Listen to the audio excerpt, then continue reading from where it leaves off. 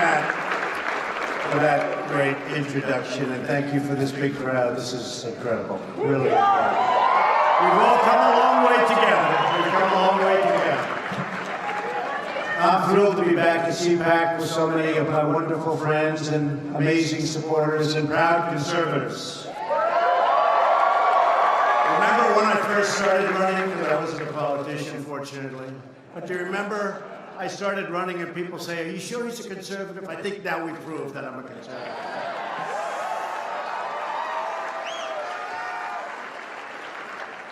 For more than 4 decades, this event has served as a forum for our nation's top leaders, activists, writers, thinkers.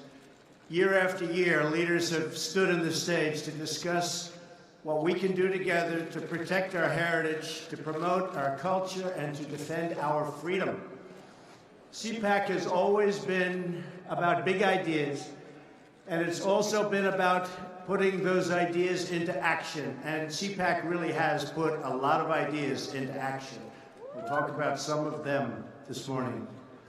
For the last year, with your help, we have put more great conservative ideas into use than perhaps ever before in American history.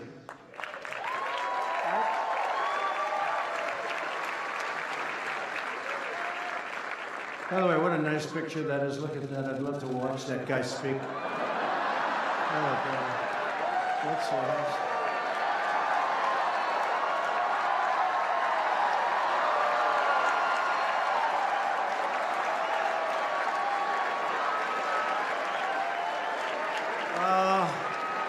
I try like hell to hide that bald spot, folks. I work harder. Doesn't look bad. Hey, we're hanging in. We're hanging in. We're hanging in there, right? Together, we're hanging in. We've confirmed a record number, so important, of circuit court judges, and we are going to be putting in a lot more. And they will interpret the law as written.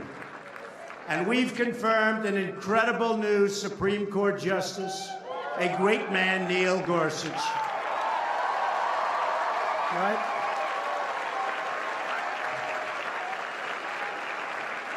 We've passed massive, biggest in history, tax cuts and reforms. You know, I don't use the word reform. There was a lot of reform, too, very positive reform. I don't use it.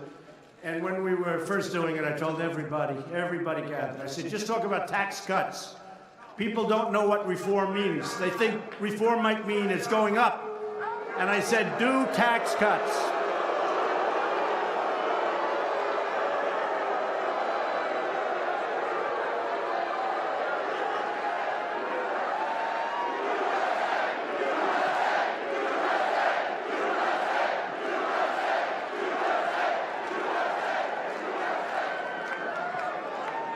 Thank you.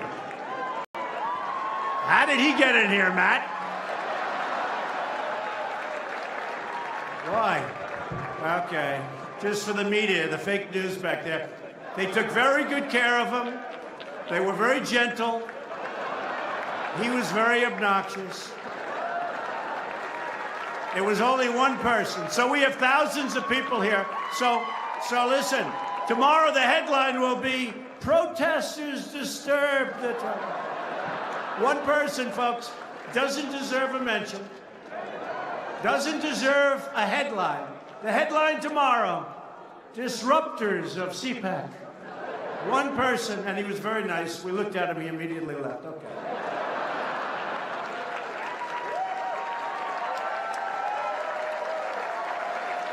Now, I've had it too often. You'll have one person, and you can hardly even hear. In fact, the biggest really disturbance are you people. You know why? He'll say something, nobody hears him, because it's so. And then the crowd will start screaming at him, and then all of a sudden we stop. And that's okay. You have to show your spirit, right? You have to show your spirit. It's true. So we passed the biggest tax cuts in the history of our country, and it was called Tax Cut and Reform. And I said to our people, don't use the word reform, because we're going to call it the Tax Reform Act. I said, no wonder for 45 years nothing's been passed. Because people want tax cuts, and they don't know what reform means. Reform can mean you're going to pay more tax. So I convinced politicians who have done this all their lives, and they do a great job in many cases, but this was one that they were going, the Tax Reform Act of whatever year we want to put, okay? So they have the Tax Reform Act, and that was it. And now it was called the Tax Act, Tax Cut Act, and jobs. We had to add jobs into it because we're picking up tremendous number of jobs. 2.7 million jobs since the election. 2.7. So now people hear tax cuts, and it has been popular. Remember, it started off a little slow. Then it got passed, and we had some great help. I will say we had some great help in the Senate, in the House. We have guys here today. We have a lot of congressmen. We have a lot of senators. We had a lot of help, and we got it passed. It was not easy. We didn't have one Democrat vote, and I think that's going to cost them in the midterms. I know that whoever wins the presidency has a disadvantage for whatever reason in the midterms. You know what happens? I'm trying to figure it out. Because historically, if you win the presidency, you don't do well 2 years later. And you know what? We can't let that happen. And I know what happens. I finally figured it out. Nobody's been able to explain it. It just happens statistically almost all of the time for many years. What happens is you fight so hard to win the presidency. You fight, fight, fight. And now only 2 years, that's a very short period. And by the time you start campaigning, it's a year. And now you got to go and fight again, but you just won. So nobody has that same drive that they had.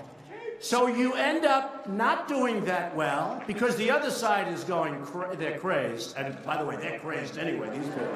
They are really crazed, right? So, because, I kept trying to say, why is this? But it's just there. So the great enthusiasm, you're sitting back, you watch the television, maybe I don't have to vote today, we just won the presidency. And then we get clobbered, and we can't let that happen. We get clobbered in 18, and we can't let that happen, only because we are so happy. We pass so many things. Honestly, and I'll use the word my administration as opposed to me. My administration, I think, has had the most successful first year in the history of the presidency. I really believe that. I really believe it. I really believe it. So, judges, regulations, everything. And the beautiful thing about the tax cuts is nobody thought we could do it. Because we had to get 100% of our vote. And nobody thought we could do it. And frankly, to me, we got it, and it's turned out to be one of the most popular things. And by the way, for the Republicans in this room, of which I assume, would you say, is it 99%, Matt, or 100%? Huh? I would hope it's close to, you know what? Hey, we probably have some Democrats that want to come over. We have a great governor from West Virginia that left the Democratic Party, Big Jim, and he came over to the Republican Party. So people are sitting there, and they're saying, we just had that great victory. Let's not vote. Let's go to a movie. The Republican Party, we're going to do great. And then they end up losing. So you got to keep up the enthusiasm. Now what happens, by the way, they lose, and then you have the presidential election coming up again, and you clobber them because everybody gets off their ass, and they get out, and they work, right? And they work. And they work and work and work. And you end up winning the presidency again. And we should do that. Hopefully, we're going to do that very easily. But never, we have to worry. Right now, we have a big race coming up in 18. You have to get out. You have to just get that enthusiasm. Keep it going. See, the word really is complacent. People get complacent. It's a natural instinct. You just won, and now you're happy and you're complacent. Don't be complacent. Okay, don't be complacent, because if they get in, they will repeal your tax cuts. They will put judges in that you wouldn't believe. They'll take away your Second Amendment, which we will never allow to happen. They'll take away your Second Amendment.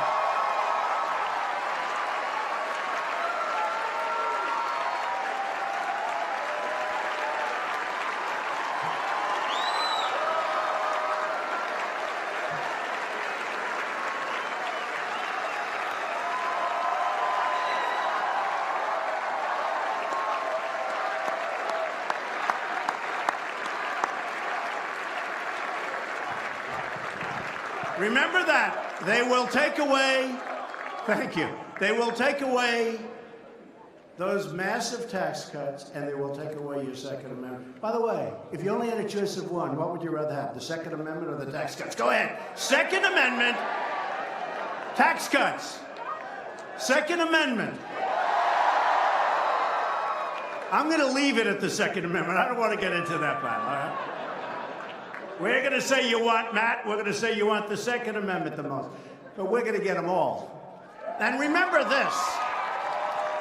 Remember this. We've gotten, you know, somebody got on television recently and they said, actually, this is the first time I can remember Trump made campaign promises. He may be the only person that actually fulfilled more promises than he made. I think that's true. I fulfilled more promises. But we have a very crooked media. We had a crooked candidate too, by the way. But we have a very, very crooked media.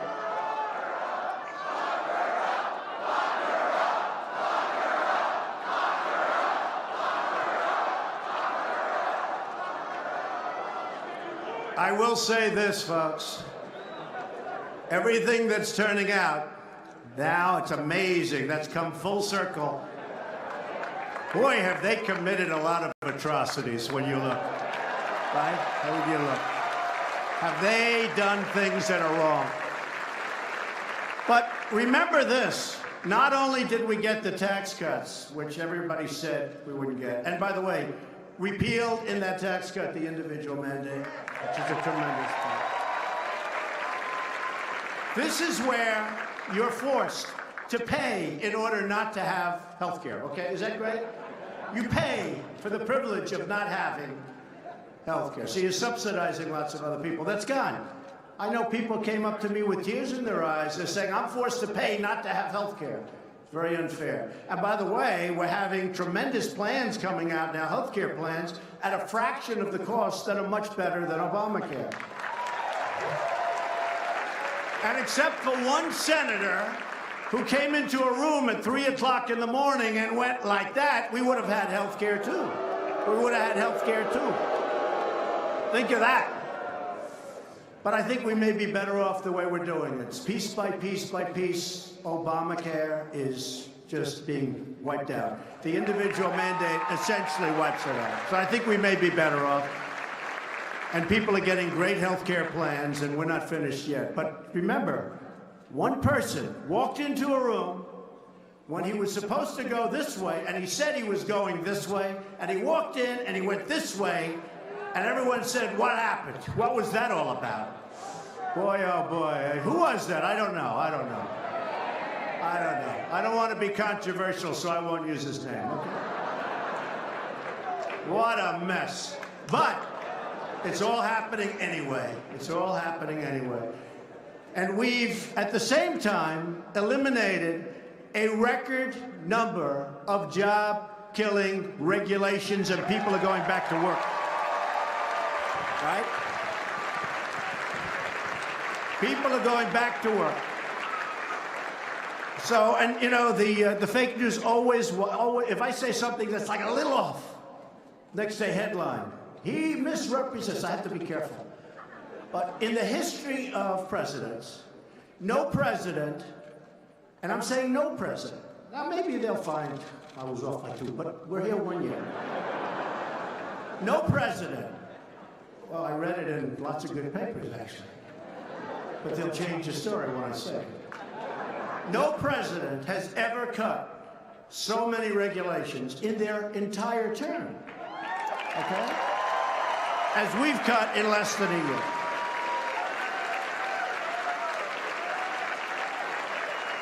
And it's my opinion that the regulations had as big an impact as these massive tax cuts that we've given. So I really believe it. We've ended the war on American energy. We were in war. And we've ended the war on beautiful, clean coal, one of our great natural resources. And very important for our defense, coal. Very important for our defense, because we have it. We don't have to send it through pipes. We don't have to get it from foreign countries. We have more than anybody. And they wanted to end it. And our miners have been mistreated, and they're not being mistreated anymore. We're doing tremendous business. I was in Vietnam, and the Prime Minister and the President of Vietnam were there. And we have a massive deficit with them like we do with everybody else because these presidents have just let it go to hell. We have the worst trade deals you've ever seen. So we're changing it. So I said, we have too big a deficit with Vietnam. I'm not happy. He said, well, but we're going to, I said, buy coal. Buy coal. They use a lot of coal. Buy coal. And he said, you know, we have bought coal from West Virginia and other places. And it's the finest coal we've ever used. It's interesting. And West Virginia now is doing great. You look at what's happening in West Virginia. You look at what's happening in Pennsylvania. You look at what's happening in Ohio. You look at what's happening in Wyoming. You look at what's happening all over. It's like a different world. And remember this. Virtually as soon as I got into office, we approved the Keystone XL pipeline and the Dakota Access pipelines, which would never have been approved. And we announced our withdrawal from the totally disastrous, job-killing, wealth-knocking out, you know, it knocked out our wealth, or it would have. They basically wanted to take our wealth away. They didn't want us to use our wealth power. We knocked out the Paris Climate Accord. Would have been a disaster. Would have been a disaster for our country.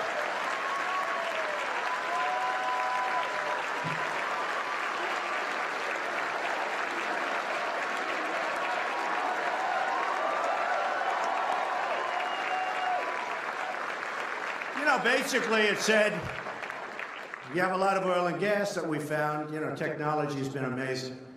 And we found things that we never knew. But we have massive, just about the top in the world. We have massive energy reserves. We have coal. We have so much. And basically they were saying, don't use it. You can't use it. So what it does is it makes us uncompetitive with other countries. It's not going to happen. I told them, it's not going to happen. And you know, China, their agreement didn't kick in till 2030. Right? Our agreement kicks in immediately. Russia, they're allowed to go back into the 1990s, which was not a clean environmental time. Other countries, big countries, India and others, we had to pay because they considered them a growing country. They were a growing country. So what are we? Okay, are we allowed to grow too? Okay, well, are we allowed to grow? They called India a developing nation. They called China a developing nation. But the United States, we're developed. We can pay. So, folks, if you don't mind, I tell you what, it's amazing how many people understood the Paris Accord. Because it sounds so good. It's like some of the environmental regulations that I cut. They have the most beautiful titles. And sometimes I say, look, I'm just going to close my eyes and sign this because you know what? I'm going to get killed on this one. And I get so much sex. The country knows what I'm doing. We couldn't build. We couldn't farm. If you had a puddle on your land, they called it a lake for the purposes of environmental. I mean, it's crazy. It's crazy. And I signed certain bills, and I'd have farmers behind me, and I'd have house builders, home builders behind me. And these are tough people, strong people. They've fought hard. They've worked all their lives hard. And there'd be half of them would be crying because we gave them their property back. We gave them the right to earn a living. They couldn't do it. They couldn't do what they had to do. We gave them their property back. We gave them their dignity back.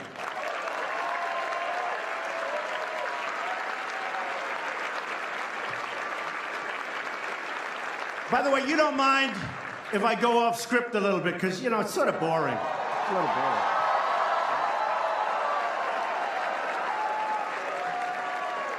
Got this beautiful speech. Everything's wonderful, but a little boring. We have to, you know, interject. But we gave them their dignity back. And that's why our country's doing record business. We're doing record business. We're doing business. And you have to look at the fundamentals. Companies are pouring back into this country. They're pouring back. Not like, I mean, when did you hear about car companies coming back into Michigan and coming to Ohio and expanding? When did you hear? You never heard that. You hear they're leaving. I've been talking about it for 20 years. I was a private sector guy, but for whatever reason, I always had these guys always covered me much more than anybody else. I always got a lot of these characters. They used to treat me so good, too, until I ran for office. I used to get the greatest publicity. A friend of mine said, you know, you used to be the king of getting great publicity. What happened? I said, well, I have some views that they're opposed to for a lot of bad reasons. A lot of bad reasons.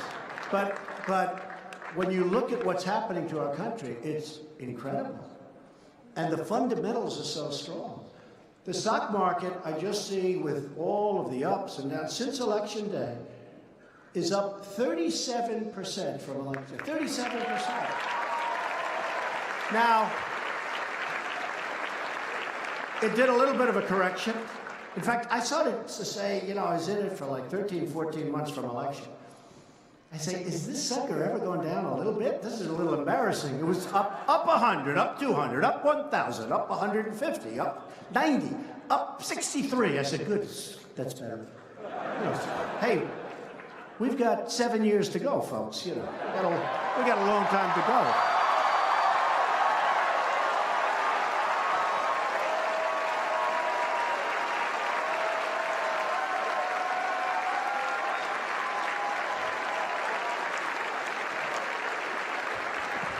So, thank you, everybody. You've been amazing.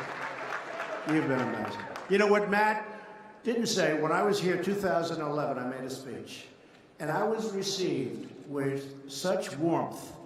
And they give, you know, they used to give, I don't know if Matt does that because he might not want to be controversial, but they used to give the best speech of CPAC. Do they do that still, Matt? But you better pick me or I'm not coming back.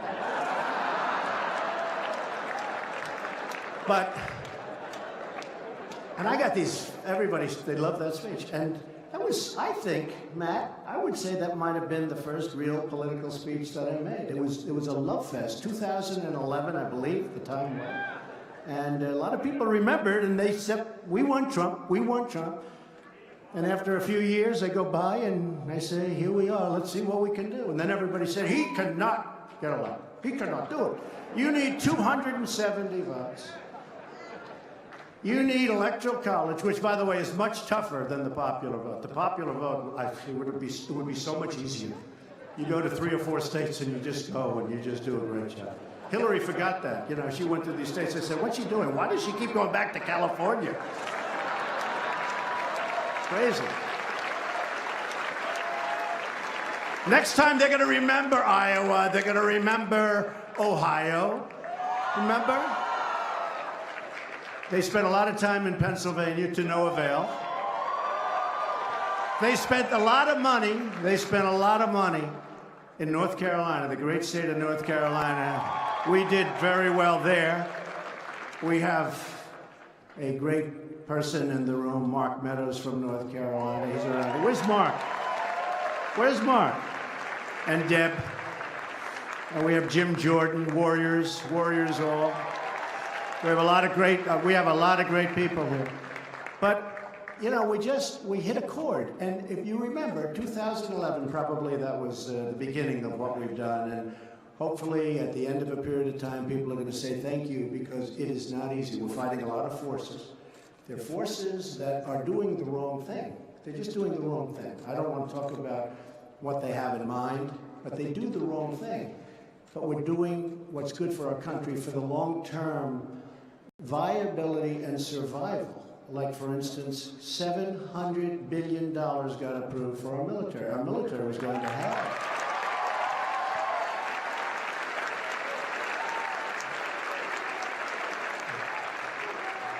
we declined to certify the terrible one-sided Iran nuclear deal. That was a horrible deal. Who ever heard you give $150 billion to a nation that has no respect for you whatsoever? They're saying death to America while they're signing the agreement. If somebody said death to America while I'm signing an agreement and I'm president, I immediately say, what's going on here, folks? I'm not signing. What's going on? They just kept going. Kerry may be the worst negotiator I've ever seen. How about this guy? How about, and Obama, of course, he's the one. But how about 1.8 billion in cash? Did you ever see what, like $1 million in $100 bills? A lot of people do it as a promotion. It's a lot. It's big. It's like big. Now take that. Go to $1.8 billion in cash. $1.8 billion. For what? For what? Why did we do this? Why did we do it? Anyway, we didn't certify, and lots of interesting things are happening with that whole mess. But we have to treat people that treat us well, we treat them well. People that treat us badly, we treat them much worse than they can ever imagine. That's the way it has to be. That's the way it has to be.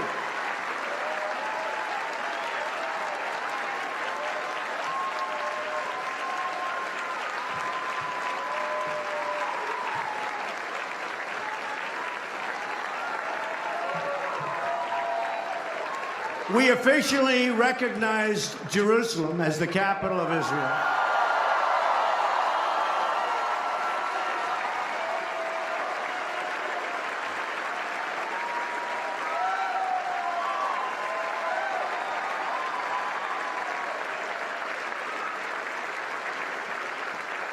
You know, every president campaigned on, we're going to recognize Jerusalem as the capital of Israel. Everybody, for many presidents, you've been reading it. And then they never pulled it off.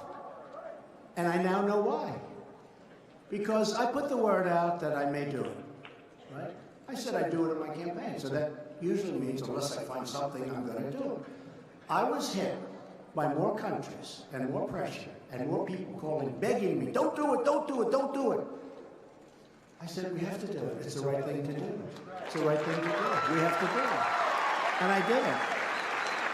But every other president really lied because they campaigned on it. That was always a big part of the campaign. Then they got into office, they never did. So I understand why they didn't do it, because there was tremendous, the campaign against it was so incredible. But you know what? The campaign for it was also incredible, and we did the right thing.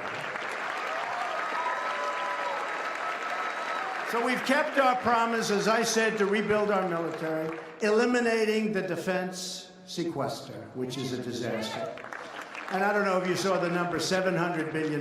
You know, ultimately that comes before everything else. We can talk about lots of things. But if we don't have a strong military, you might not be allowed into this room someday, okay? You may not have your houses, your homes, your beautiful communities. We better take care of our military. These are the greatest people, and we're going to take care of our veterans. We're going to take care of the vets. We've been doing a good job on the vets.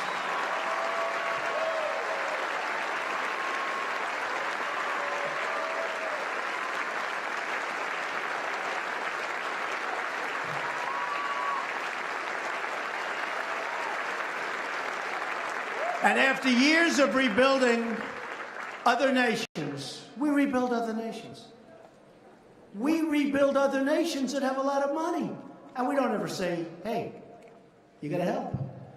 We're finally rebuilding our nation. We're rebuilding our nation.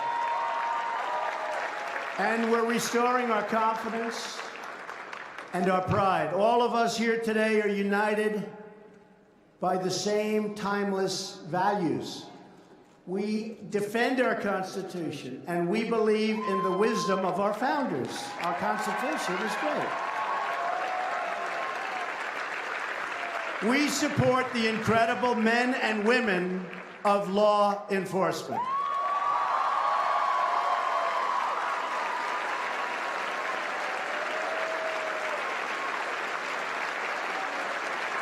True.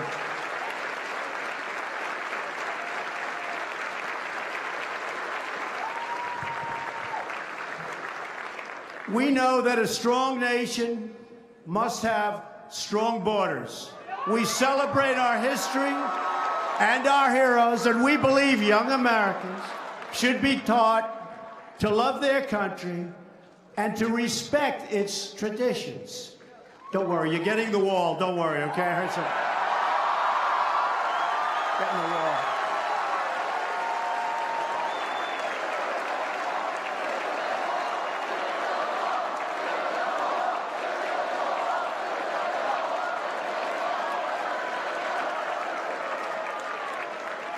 I had a couple of these characters in the back say, "Oh, he really doesn't want the wall. He just used that for campaigning." I said, can you believe it? You know, I say every time I hear that, the wall gets 10 feet higher. You know that. Every single time. Okay. Now we're going to have the wall, or they're not going to have what they want. You know, we have a problem. We need more Republicans. We have a group of people that vote against us in a block. They're good at two things: resisting obstruction, and they stick together. They do. They always vote in a block. You know, it's very rare that you get a couple of them to come your way, even on the tax cuts. I mean, we're going to be fighting these people in the 2018 election. We're going to be fighting people that voted against the tax cuts, because the tax cuts are phenomenal and popular and helping people and helping our country. You saw Apple just brought $350 billion in. Exxon brought $50 billion in. So we're going to be fighting. The fact is, we need more Republicans to vote. We want to get our agenda, because now what we have to do is, in order to get a vote to fix our military, we have to give them $100 billion in stuff that nobody in this room, including me, wants in many cases. It's terrible. We need more Republicans. That's why you have to get out and you have to fight for 18. You have to do it. We salute our great American flag. We put our hands on our hearts for the Pledge of Allegiance. And we all proudly stand for the national anthem.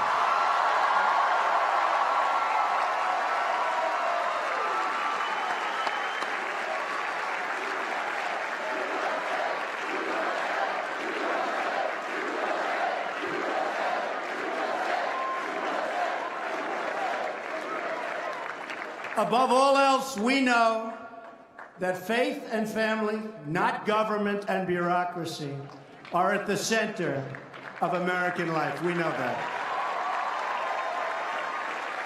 Because in America, we don't worship government, we worship God.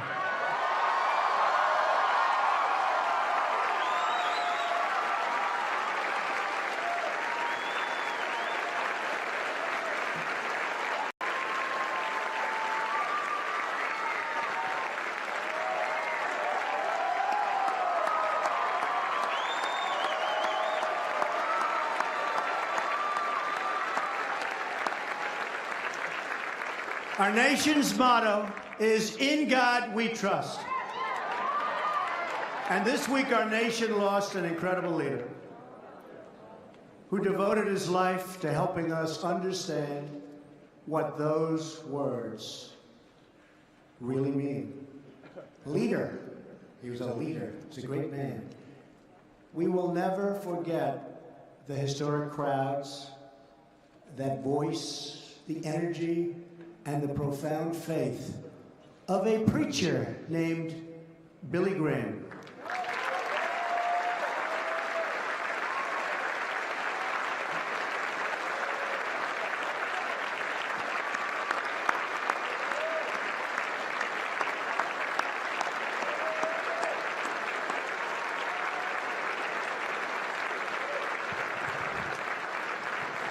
Great man and great family, Franklin Graham, great family.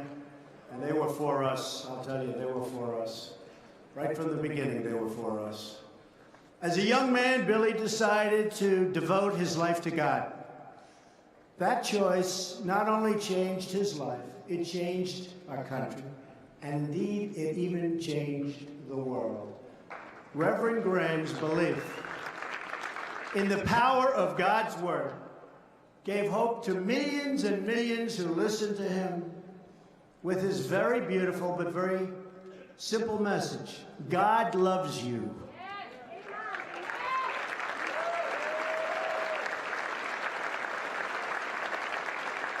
And a very special tribute, because it's almost never done. On Wednesday, we will celebrate Billy Graham's life as he lies in honor in the rotunda of our Capitol.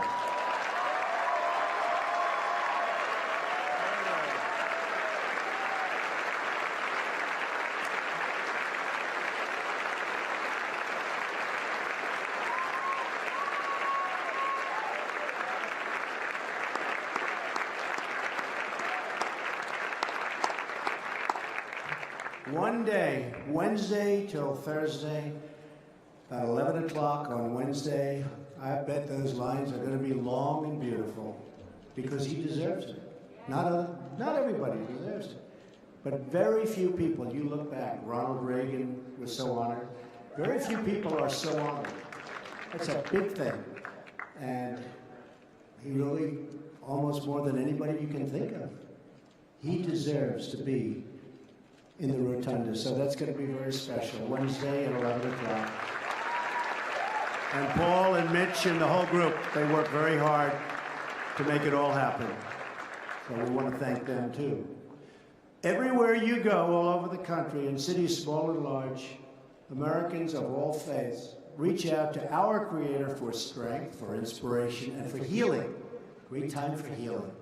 In times of grief and hardship, we turn to prayer for solace and for comfort. In recent days, our entire nation has been filled with terrible pain and sorrow over the evil massacre in a great community, Parkland, Florida.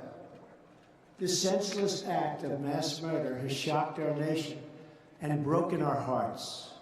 This week, I had the honor of meeting with students from Marjorie Stoneman Douglas High School, with families who have lost their children in prior shootings, great families, great people, and with members of the local community right here in Washington, D.C.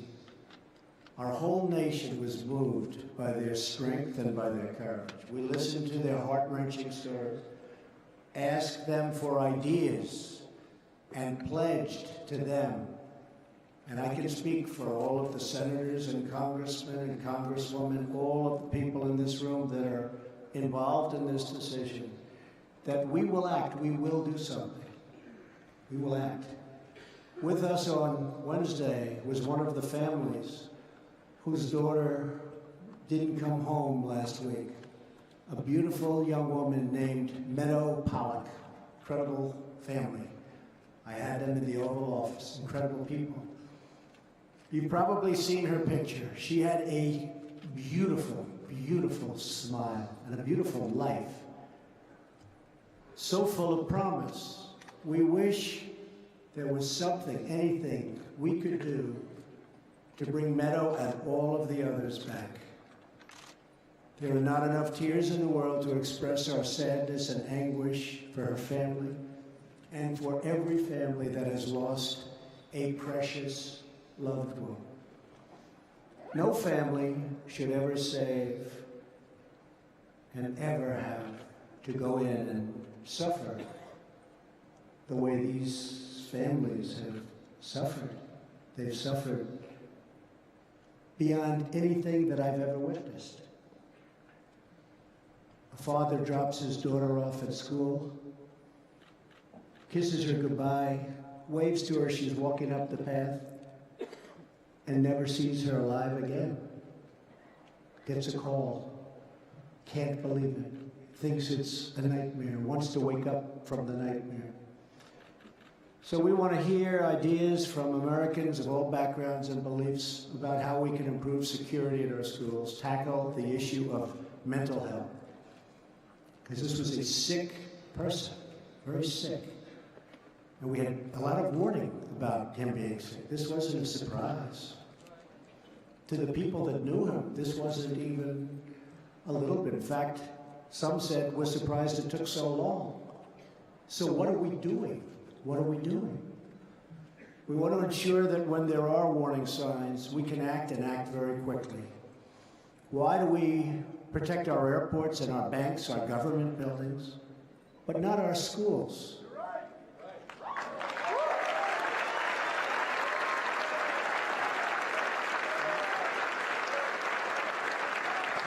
It's time to make our schools a much harder target for attackers. We don't want them in our schools.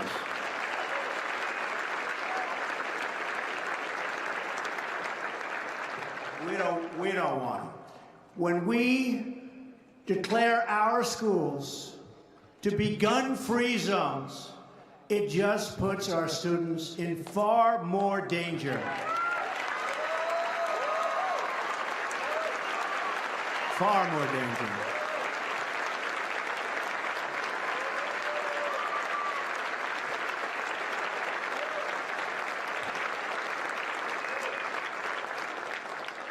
Well-trained, gun-adept teachers and coaches and people that work in those buildings, people that were in the Marines for 20 years and retired, people in the Army, the Navy, the Air Force, the Coast Guard, people that are adept with weaponry and with guns. They teach.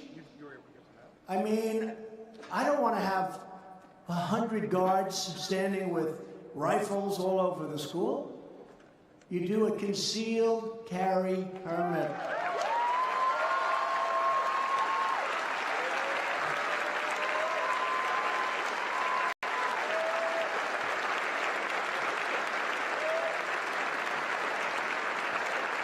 And this would be a major deterrent because these people are inherently cowards.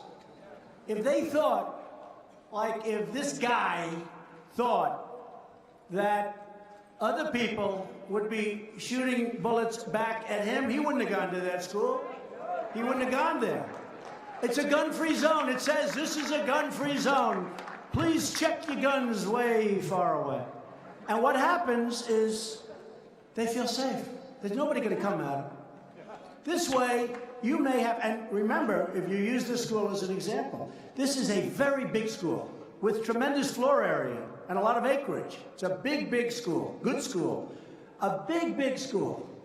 You'd have to have 150 real guards. Look, you had one guard. He didn't turn out to be too good, I will tell you that.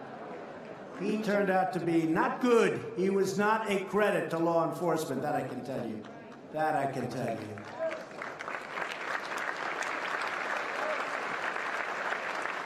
But as I've been talking about this idea, and I feel it's a great idea, but some people that are good people are opposed to it. They don't like the idea of teachers doing that. But I'm not talking about teachers. You know, CNN went on, they said, Donald Trump wants all teachers. Okay? Fake news, folks, fake news. Fake news. I don't want a person that's never handled a gun, that wouldn't know what a gun looks like, to be armed. But out of your teaching population, you have 10%, 20% of very gun-adept people. Military people, law enforcement people, they teach. They teach. And something I thought of this morning, you know what else? And I thought of it since I found and watched Peterson, the deputy who didn't go into the school because he didn't want to go into the school, okay? He was tested under fire, and that wasn't a good result. But you know what I thought of as soon as I saw that? These teachers, and I've seen them at a lot of schools where they had problems. These teachers love their students, and the students love their teachers in many cases. These teachers love their students, and these teachers are talented with weaponry and with guns. And they feel safe. And I'd rather have somebody that loves their students and wants to protect their students than somebody standing outside that doesn't know anybody and doesn't know the students, and frankly, for whatever reason, decided not to go in, even though he heard lots of shots being fired inside. The teachers and the coaches and other people in the building, the dean, the assistant dean, the principal, they love their people. They want to protect these kids. And I think we're better with that. And this may be 10% or 20% of the population of teachers, etc. It's not all of them, but you would have a lot, and you would tell people that they're inside. And the beauty is it's concealed. Nobody would ever see it, unless they needed it. It's concealed. So this crazy man who walked in wouldn't even know who it is that has it. That's good. It's not bad, that's good. And a teacher would have shot the hell out of him before he knew what happened.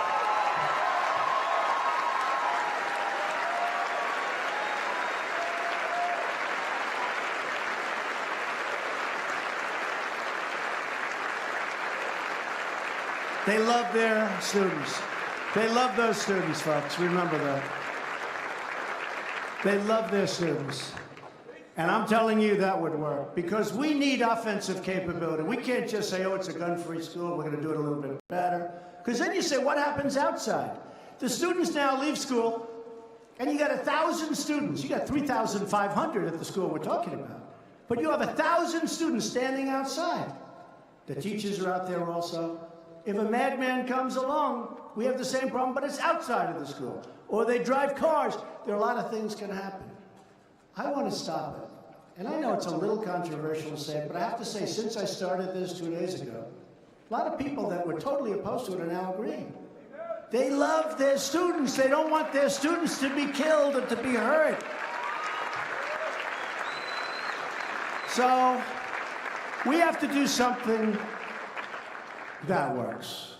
And one of the big measures that we will do, and everybody in this room, I think, has to agree, and there's nobody that loves the Second Amendment more than I do, and there's nobody that respects the NRA. They're friends of mine. They backed us all. They're great people. They're patriots. But they're great people. But we really do have to strengthen up, really strengthen up background checks. We have to do that.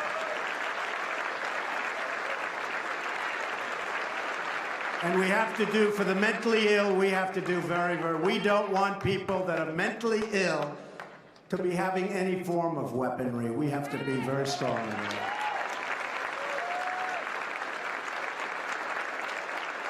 So we're going to do that, and I really believe that Congress is going to get it through this time, and they have a different leader. They have somebody that wants to get it through, not somebody that just all talk, no action, like so many of these folks.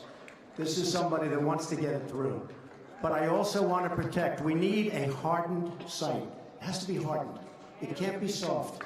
Because they'll sneak in through a window, they'll sneak in some way, and again, you're standing there totally unprotected. You know the 5 great soldiers from 4 years ago. 3 of them were world-class marksmen. They were at a military base in a gun-free zone. They were asked to check their guns quite far away. And a maniac walked in, guns blazing, killed all 5 of them. He wouldn't have had a chance if these world-class marksmen had, on a military base, access to their guns. And I'm going to look at that whole policy on military bases. If we can't have...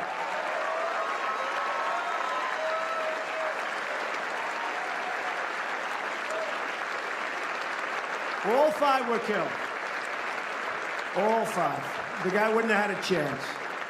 But we're going to look at that whole military-based gun-free zone. If we can't have our military holding guns, it's pretty bad. We had a number of instances on military bases. You know that. So we want to protect our military. We're going to make our military stronger and better than it's ever been before. We also need to create a culture in our country that cherishes life and human dignity. That's part of what we're talking about. A culture that condemns violence and never glorifies violence. We need to foster real human connections and turn classmates and colleagues into friends and neighbors that want to fight for us. We're not just having a conversation about school safety. You've had conversations, in all fairness, I'm pretty new in this job. We're here a little more than a year. I've been watching this stuff go on for 20 years. The president gets up, everybody's enthusiastic for the first couple of days, then it fades. Nothing ever gets done. We want to see if we can get it done. Let's get it done. We really owe it to our country. I've been watching for a long time. I've seen a lot of words, and I've seen very little action. And you know, if you think about it, most of it's just common sense. It's not, do you love guns? Do you hate guns? It's common sense. It's all common sense. And some of the strongest advocates about what I'm saying are the strongest advocates, I know them very well, political people, the strongest advocates for the Second Amendment. But this is common sense. In addition to securing our schools, we're also implementing a strategy to secure our streets. We want our kids to be safe everywhere they go, whether they're in a classroom walking home from school or just outside playing with their friends. Every child deserves to grow up in a safe community surrounded by a loving family and to have a future filled with opportunity and with hope.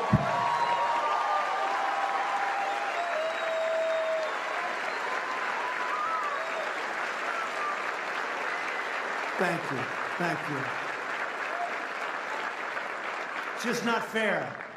Reducing violent crime in America is a top priority for my administration, and we will do whatever it takes to get it done. No talk. We're going to do what it takes to get it done.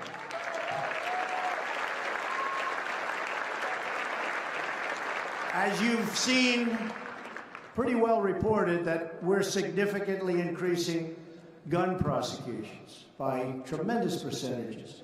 And we're working to get violent offenders off our streets and behind bars, and get them behind bars quickly for a long time, or get them the hell out of our country. In 2017, we brought cases against more violent offenders than any administration in a quarter of a century, more than any administration, and we're just gearing up. We have tough people. I tell you what, when you deal with MS-13, the only thing they understand is toughness. They don't want anything. All they understand is toughness. If that ICE agent or Border Patrol agent is tougher than them, they respect him. We got the toughest guys you've ever seen. We got tough. They don't respect anything else. And they shouldn't be in our country. They were let in for years. They shouldn't be.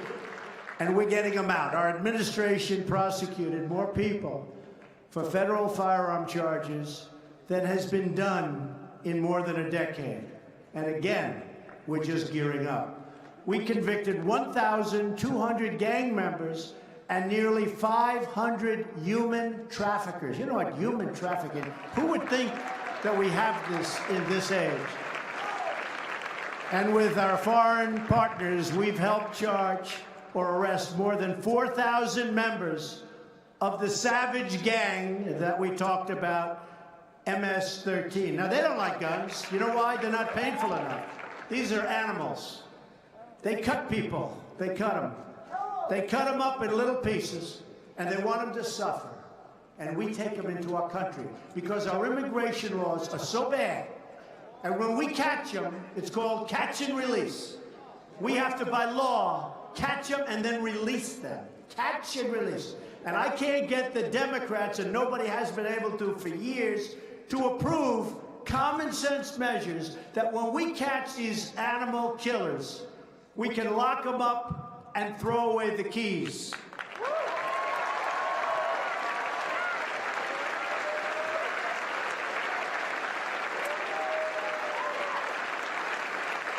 In 2017, our brave ICE officers arrested more than 100,000 criminal aliens who have committed tens of thousands of crimes. And believe me, these are great people. They cannot, the laws are just against us. They're against safety. They don't make sense. And you meet with Democrats, and they're always fighting for the criminal. They're not fighting for law-abiding citizens. They're always fighting for the criminal. Doesn't make sense. Here are just some of the criminal charges and convictions for the aliens arrested by ICE. 11,000 charges or convictions for sex crimes, 48,000 for assault, 13,000 for burglary, and 1,800 for killing people. We're cracking down on sanctuary cities. Can you believe this? Where they protect. That's another one. Because we want our cities to be sanctuaries for law-abiding Americans, not for criminals.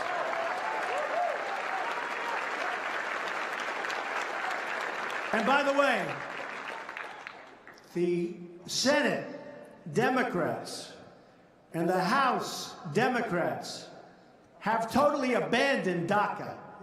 They don't even talk to me about it. They have totally abandoned. You know, we get the reputation like DACA, it's not Republican. Well, let me tell you, it is Republican. Because we want to do something about DACA, get it solved after all these years. The Democrats are being totally unresponsive. They don't want to do anything about DACA. I'm telling you, and it's very possible that DACA won't happen, and it's not because of the Republicans, it's because of the Democrats. And frankly, you better elect more Republicans, folks, or it'll never happen.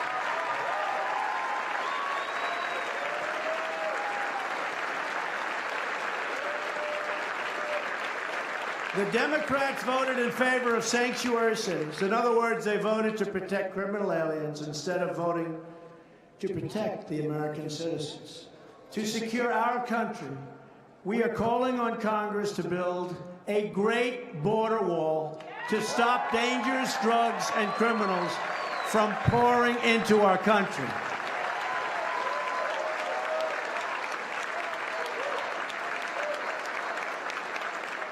And now they're willing to give us the wall, but they don't want to give us any of the laws to keep these people out.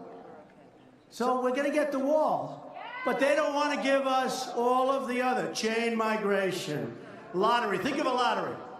You have a country. They put names in. You think they're giving us their good people? Not too many of you people are going to be in a lottery. So we pick out people. Then they turn out to be horrendous, and we don't understand why. They're not giving us their best people, folks. They're not giving us, I mean, use your heads. They're giving us, it's a lottery. I don't want people coming into this country with a lottery. I want people coming into this country based on merit, based on merit.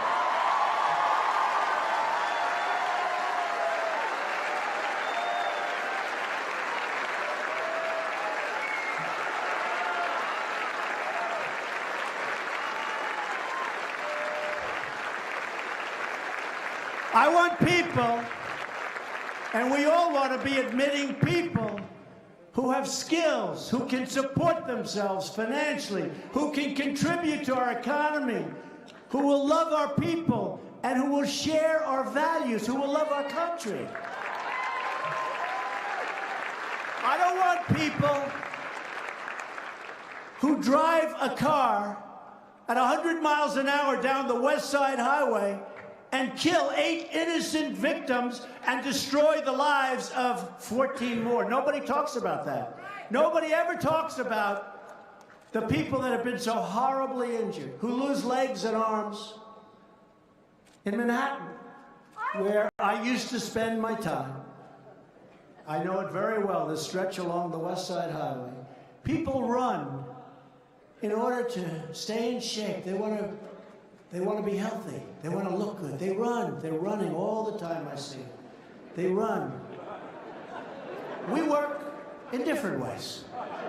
But they run. No, but think of this. They run, and they want to be fit. They're proud people. They want to be fit. And they're running up and down West Side Highway. It's beautiful. It's a beautiful thing. And this maniac takes a car going down the highway and just turns to it right, and he kills 8. But he really badly wounded 12 to 14 other people. So somebody think of it. Runs to stay in shape, leaves the house, is jogging along, working hard, ends up going home 2 months later with no leg, or with no arm, or with two legs missing. Nobody ever talks about that. They talk about the people, rightfully, that were killed. But they don't talk about the people whose lives have been just changed. just changed. They don't talk about that. This guy came in through chain migration and a part of the lottery system. They say 22 people came in with him. In other words, an aunt, an uncle, a grandfather, a mother, a father, whoever came in. But a lot of people came in. That's chain migration. Let's see how those people are doing, by the way. We've got to change our way. Merit system. I want merit system because you know what's happening? All these companies are coming into our country. They're all coming into our country. And when they come in, we need people that are going to work. I'm telling you, we need workers now. We need workers. But when I walked in today, did anyone ever hear me do the snake during the campaign?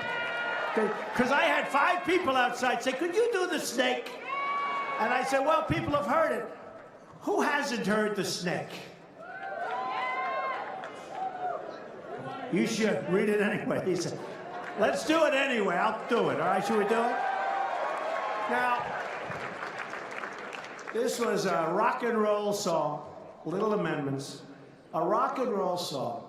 But every time I do it, people, and you have to think of this in terms of immigration. We have to have great people come into our country. I want people to come into our country.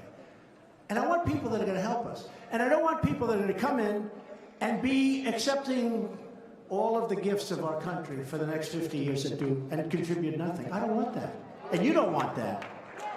I want people that are going to help and people that are going to go to work for Chrysler, who is now moving from Mexico into Michigan, and so many others.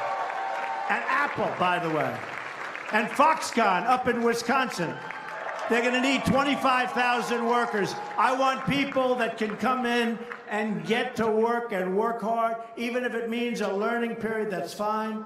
But I want people that are going to come in and work.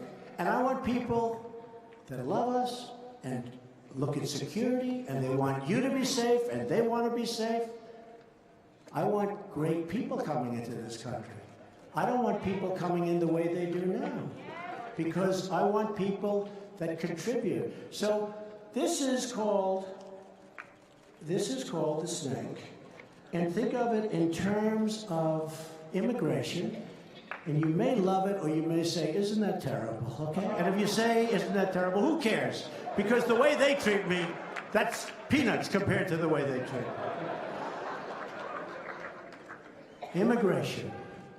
On her way to work one morning, down the path along the lake, a tender-hearted woman saw a poor, half-hearted, frozen snake. His pretty colored skin had been all frosted with the dew. Poor thing, she cried. I'll take you in, and I'll take care of you. Take me in, O tender woman, take me in for heaven's sake. Take me in, O tender woman, sighed the vicious snake. She wrapped him up all cozy in a comforter of silk and laid him by her fireside with some honey and some milk. She hurried home from work that night, and soon as she arrived, she found that pretty snake she'd taken in had been revived. Take me in, O tender woman, take me in, for heaven's sake. Take me in, O tender woman, sighed the vicious snake. She clutched him to her bosom. You're so beautiful, she cried. But if I hadn't brought you in by now, surely you would have died. She stroked his pretty skin again and kissed and held him tight. But instead of saying thank you, that snake gave her a vicious bite. Take me in, O tender woman. Take me in for heaven's sake. Take me in, O tender woman, sighed the vicious snake. I saved you, cried the woman. and you've bitten me. Heavens, why? You know your bite is poisonous, and now I'm going to die. Oh, shut up, silly woman, said the reptile with a grin. You knew damn well I was a snake before you took me in.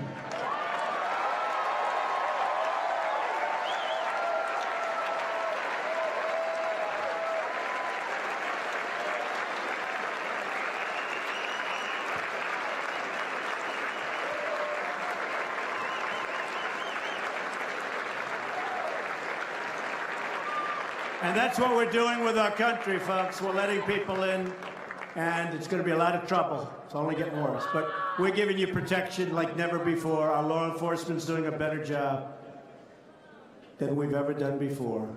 And we love our country. And we're going to take care of our country. Okay, we're going to take care of our country. So just in finishing, our country's starting to do very well. Our economy is blazing. Jobs are at a record level.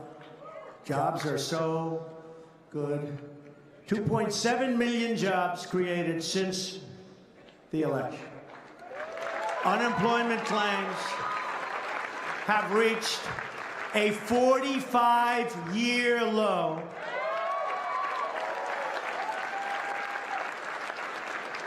African-American unemployment has reached the lowest level in our history.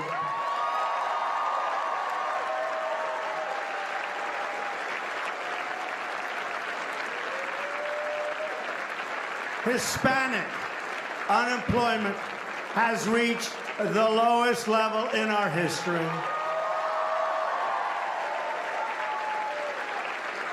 Women unemployment is at the lowest level in 18 years.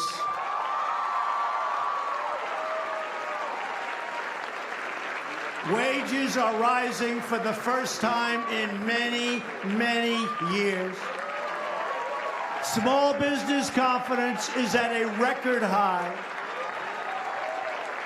And thanks to our massive tax cuts, millions of Americans are getting to keep a great percentage of their money instead of paying it to a government that throws it out the window.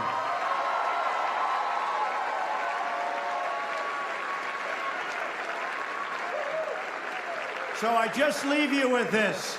We have to fight Nancy Pelosi. They want to give your money away. They want to give your money away. They want to end your tax cuts. They want to do things that you wouldn't even believe, including taking your Second Amendment rights away. They will do that. They will do that. So we have to get out there, and we have to fight in 18 like never before, just the way you fought with us. Just the way you fought with us. You fought so hard, and you were so tough, and you were so smart. You were so smart. And you know what? I know for a fact you did the right thing because we're looking at the numbers, and the numbers, even they have to give credit for the kind of numbers that we're producing. Nobody has ever seen anything like it.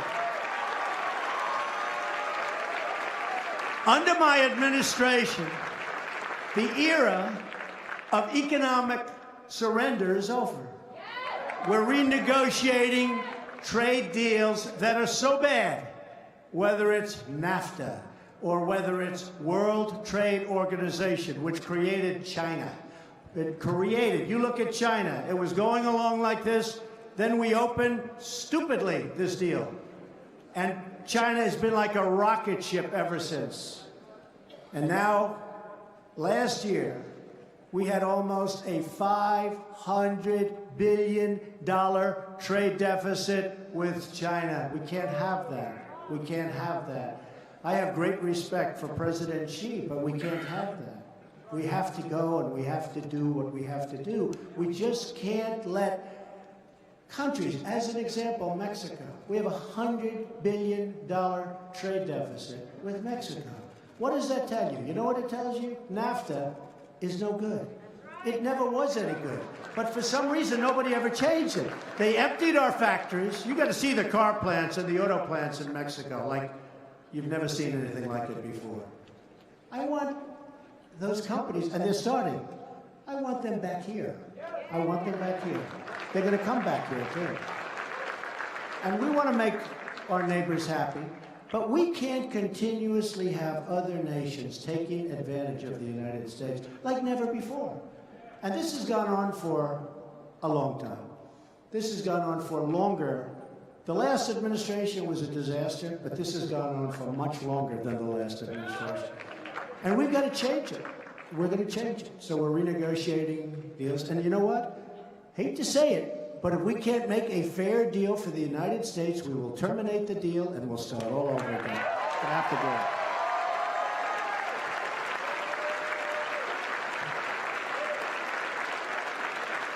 So, under my administration and with your help, don't forget, you, many of you, were the forgotten people. You were the people that when the polls came out, they didn't know that you existed. The Democrats are trying to figure out who you are because they want to get you back. But you were people, we've had people that never voted, but they're great patriots, but they never saw anybody they wanted to vote for. Then they go to the election, they've got Trump, Pence, they got hats, they got all sorts of things. Trump over here, Make America Great Again hats, right?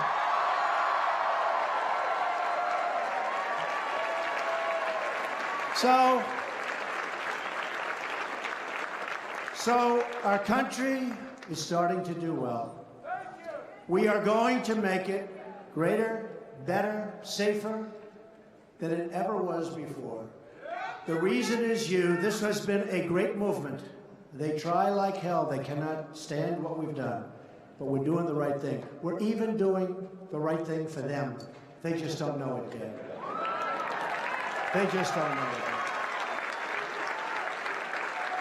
Even the media will absolutely support me sometime prior to the election. All those horrible people back there, they're going to support me. You know why? Because if somebody else won, their ratings would go down, they'd all be out of business. Nobody would watch. They'd all be out of business. So I just want to tell you that we are going to win. I'd love you to get out there, work really hard for 18. We need more Republicans to keep the tax cuts, to keep all of this going. And I love you. I respect you. I appreciate everything you've done for the country.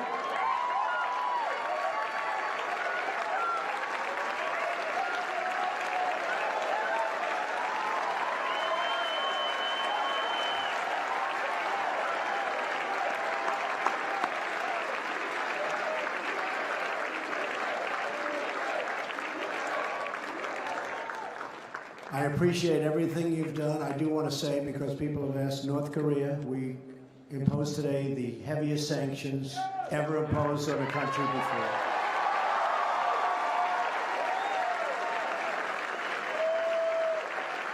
And frankly, hopefully something positive can happen. We will see. But hopefully something positive can happen. But that just was announced, and I want to let you know we have imposed the heaviest sanctions ever imposed. So, ladies and gentlemen, thank you for everything. You have been incredible partners. Incredible partners. And I will let you know in the absolute strongest of terms, we're going to make America great again, and I will never, ever, ever let you down. Thank you very much. Thank you.